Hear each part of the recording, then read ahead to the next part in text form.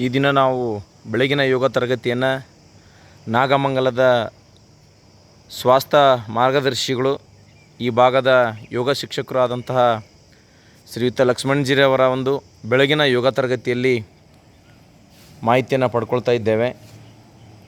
ಕಂಬದ ನರಸಿಂಹಸ್ವಾಮಿ ದೇವಾಲಯದ ಪ್ರಾಂಗಣದಲ್ಲಿ ಮಂಡ್ಯ ಜಿಲ್ಲಾ ನಾಗಮಂಗಲ ತಾಲೂಕಿನಲ್ಲಿ ಬರುವಂತಹ ಈ ಒಂದು ದೇವಸ್ಥಾನ ನಿಸರ್ಗದ ತಪ್ಪಲಿನಲ್ಲಿರುವಂಥದ್ದು.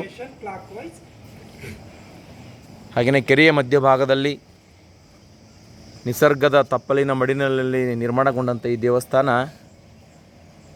ಭಾಳ ಪ್ರಶಾಂತವಾದಂತಹ ಒಂದು ವಾತಾವರಣ. ಈಗ ಲಕ್ಷ್ಮಣಜಿಯವರ ಯೋಗ ತರಗತಿಯನ್ನು ನಾವೆಲ್ಲರೂ ಕೂಡ ಆರೋಗ್ಯದ ಸಂದೇಶವನ್ನು, ಸ್ವಾಸ್ಥ್ಯ ಮಾರ್ಗದ ಜೀವನ ಶೈಲಿಯ ಬಗ್ಗೆ ತಿಳ್ಕೊಳ್ತಾ ಹೋಗೋಣ. ಸ್ವಲ್ಪ ಹಾಗೆ ಉಸಿರು ತಗೊಳ್ತಾ ಪಾದವನ್ನು ಕಾಲನ್ನು ಮಡಚಿ ಮುಂದೆ ಚಾಚಿ 1 by 1.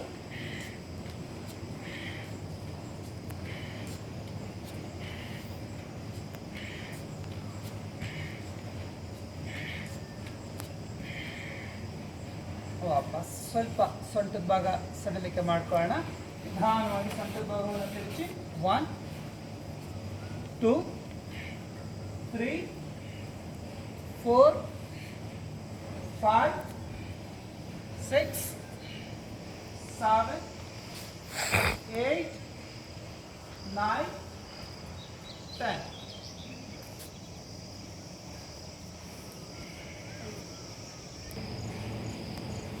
ಈ ಪ್ರಶಾಂತವಾದಂತಹ ಕೆರೆಯ ದಂಡೆಯ ಮೇಲ್ಭಾಗದಲ್ಲಿ ಗುಡ್ಡದ ಮೇಲೆ ನಿರ್ಮಾಣಗೊಂಡಂತಹ ಈ ಒಂದು ನರಸಿಂಹಸ್ವಾಮಿ ದೇವಾಲಯ ಬೆಳಗಿನ ಜಾವದ ತಂಪನೆಯ ತಣ್ಣನೆಯ ವಾತಾವರಣ, ತಂಗಾಳಿ ಬೀಸುವಂತೆ ಯೋಗಾಭ್ಯಾಸಕ್ಕೆ ಭಾಳ ಸೂಕ್ತವಾದಂತಹ ಸ್ಥಳ ಬೆಳಗಿನ ಜಾವದಲ್ಲಿ ಇದಾಗಿದೆ. ಇಂಥ ನಿಸರ್ಗದತ್ತ ಉತ್ತಮ ಶ್ವಾಸದೊಂದಿಗೆ ನಾವುಗಳು ಯೋಗಾಭ್ಯಾಸ ಮಾಡಿದ್ರೆ ನಮ್ಮೆಲ್ಲರ ಒಂದು ಆರೋಗ್ಯ ನ್ಯಾಚುರಲ್ ಆಗಿ ಇಂಪ್ಲಿಮೆಂಟ್ ಆಗುತ್ತೆ. ನಿಮ್ಮ ಪಾರ್ಶ್ವದಲ್ಲಿ ಪೆಕ್ಕಲ್ ಭಾಗ, ಸೊಂಟದ ಭಾಗ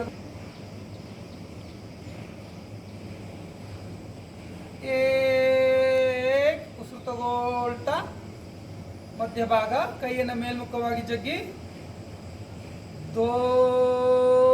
ಉಸಿರು ಬಿಡುತ್ತಾ ನಿಧಾನವಾಗಿ ಬಲಪಾರ್ಶ್ವಕ್ಕೆ ಬಾಗಿ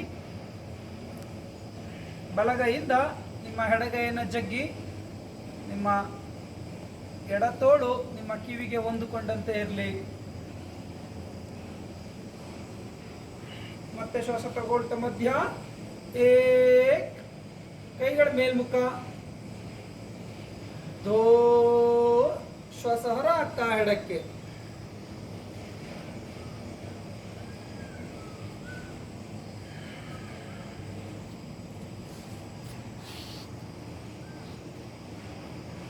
ನಿಧಾನವಾಗಿ ವಾಪಸ್ ಕೈಗಳನ್ನು ಸಡಿಲಿಕೆ ಮಾಡ್ರಿ. ವಿಶ್ರಾಂತಿ.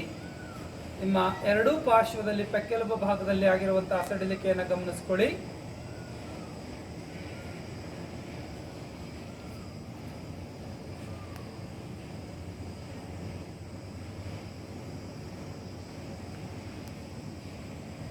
ಹಾಗೆ ನಿಧಾನವಾಗಿ ನಿಮ್ಮ ಮಂಡಿಯ ಮೇಲೆ ನಿಲ್ಲಿ.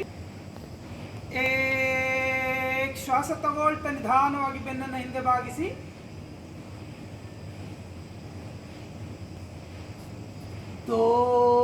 ಶ್ವಾಸ ಹೊರ ಹಾಕ್ತಾ ವಾಪಸ್ ಮತ್ತೊಮ್ಮೆ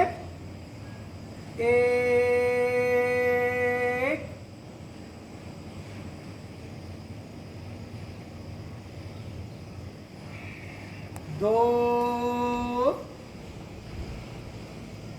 एक दो वापस.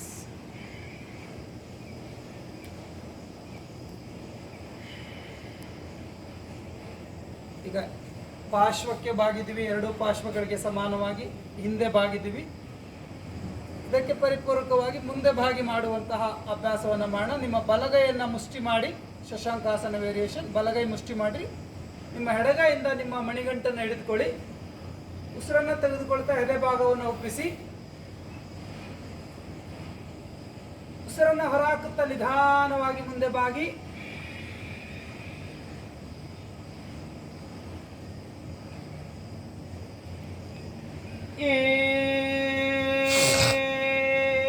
ಶ್ವಾಸ ತಗೊಳ್ತಾ ಮೇಲೆ ಬನ್ನಿ.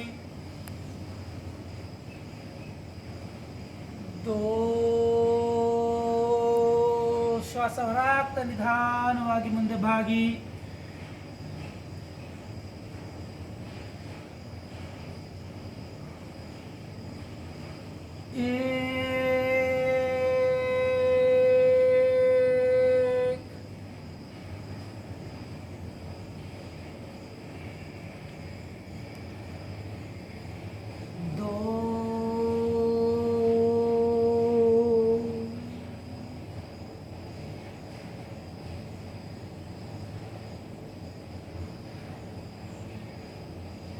ಶ್ವಾಸ ತಗೊಳ್ತಾ ನಿಧಾನವಾಗಿ ಮೇಲೆ ಬನ್ನಿ, ವಿಶ್ರಾಂತಿ.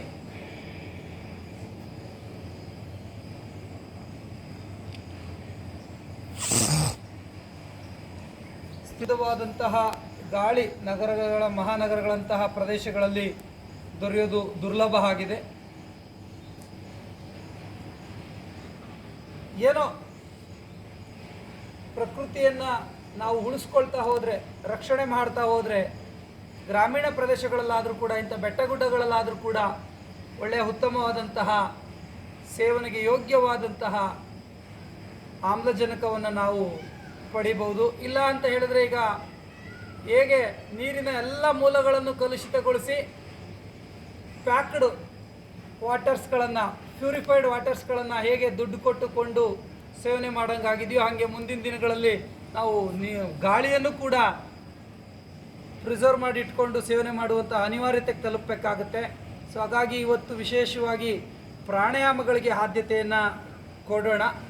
ಪರಿಶುದ್ಧವಾದಂತಹ ವಾತಾವರಣದಲ್ಲಿ ನಾವಿದ್ದೀವಿ. ನೀವು ಕೂಡ ಮಾನಸಿಕವಾಗಿ ಭಾವಿಸ್ಕೊಳ್ರಿ, ನಾವು ಕೋಟೆ ಬೆಟ್ಟದಲ್ಲಿದ್ದೀವಿ.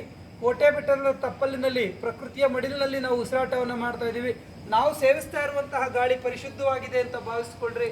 ಆ ಭಾವ ಶುದ್ಧಿ ಆಯಿತು ಅಂದರೆ ಭೌತಿಕವಾಗಿ ಖಂಡಿತವಾಗಿ ಹಾಗೆ ಆಗುತ್ತೆ. ಸೊ ಹಾಗಾಗಿ ನೀವು ಕೂಡ ಈ ಒಂದು ನೈಸರ್ಗಿಕವಾದಂತಹ ಪ್ರಕೃತಿಯ ಮಡಿಲಿನಲ್ಲಿದ್ದೀವಿ ಅಂತಲೇ ಭಾವಿಸ್ಕೊಂಡು ಪ್ರಾಣಾಯಾಮಗಳನ್ನು ಅಭ್ಯಾಸ ಮಾಡಿರಿ.